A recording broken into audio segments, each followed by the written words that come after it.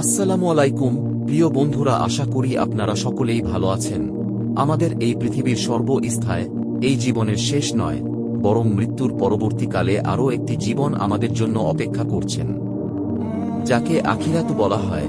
আখিরাতের জীবন মৃত্যুর পরে শুরু হবে এবং এর কোনো শেষ নেই, অনন্তকাল ধরে চলতেই থাকবে। মানুষের আখিরাতের জীবন চিরস্থায়ী আবাসস্থল। আখিরাতের প্রত্যেক মানুষকেই দুনিয়াতে করে আশাকৃত কর্মের হিসাব দিতে হবে, অতঃপর ভালো কাজের বিনিময়ে চির শান্তির স্থান জান্নাত এবং খারাপ কাজের বিনিময়ে চির শাস্তির স্থান জাহান্নাম প্রদান করা হবে। জান্নাতের স্তরসমূহের মধ্যে সর্বোচ্চ হল সর্বশ্রেষ্ঠ, আর জাহান্নামের স্তরসমূহের মধ্যে সর্বনিম্ন হল সর্বনিকৃষ্ট। যারা তাদের কৃতকর্মের কারণে জাহান্নামে যাবে, তারা অনন্তকালের জন্য জাহান্নামের কঠিন শাস্তি ভোগ করতে থাকবে। আখিরাতের প্রধান 9টি স্তরের সর্বশেষ স্তর হল জাহান্নাম। জাহান্নাম শব্দের অর্থ শাস্তির স্থান বা আগুনের গর্ত। তবে জাহান্নাম বলতে কেবল উত্তপ্ত স্থান নয়, তীব্র ঠান্ডাকেও বোঝানো হয়েছে। জাহান্নামের আগুন পৃথিবীর আগুন থেকে 70 গুণ বেশি উত্তপ্ত। জাহান্নামে মানুষ সর্বদা কষ্ট পেতেই থাকবে এবং এর ভয়ঙ্কর শাস্তি থেকে মুক্তি নেই। জাহান্নামীদের খাদ্য হবে জাক্কুম নামক কাঁটাযুক্ত ফল, এবং পানীয় হিসেবে দেয়া হবে পুঁজ, রক্ত ও দুর্গন্ধযুক্ত রস।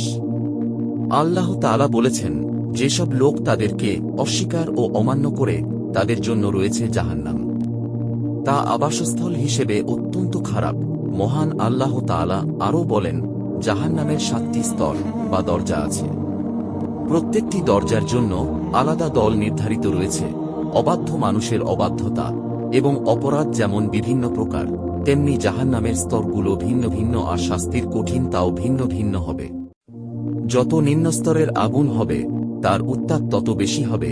দুনিয়ার বুকে যারা মহান আল্লাহ তাআলা ও তার প্রিয় হাবিব মুহাম্মদ সাল্লাল্লাহু আলাইহিস সালামের আনুগত্য করেনি, বরং শয়তান ও পথভ্রষ্ট নেতাদের অনুসরণ করেছে, ওই সমস্ত লোকদের জন্য আল্লাহ তাআলা জাহান্নামের 7টি দরজার প্রবেশ পথ প্রস্তুত করে শাস্তির ব্যবস্থা করে রেখেছেন।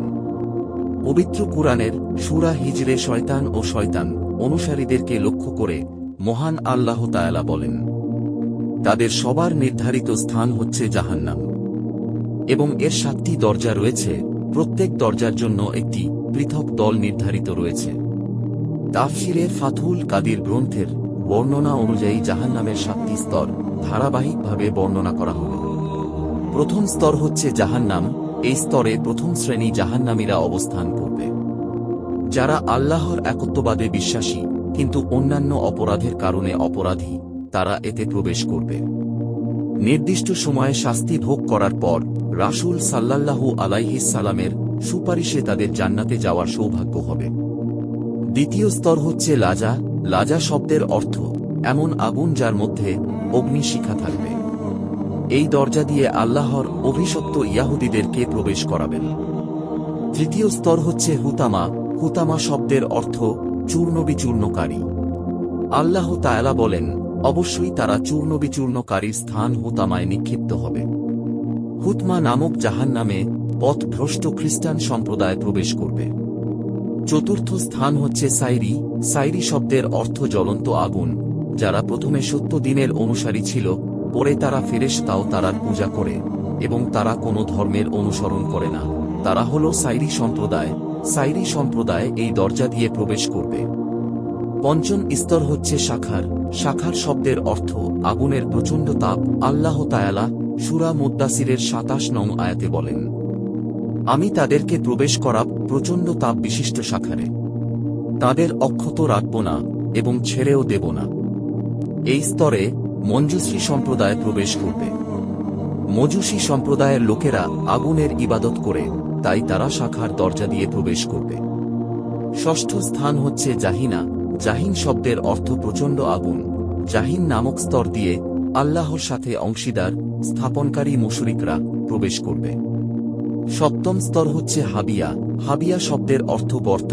আল্লাহ তাআলা সূরা আল কারিয়া 19 নম্বর আয়াতে বলেন, যাদের আমলের পাল্লা হালকা হবে, তার ঠিকানা হাবিয়া নামক গর্তে। আপনি কি জানেন হাবিয়া কি? এটি হচ্ছে প্রজ্বলিত আগুন।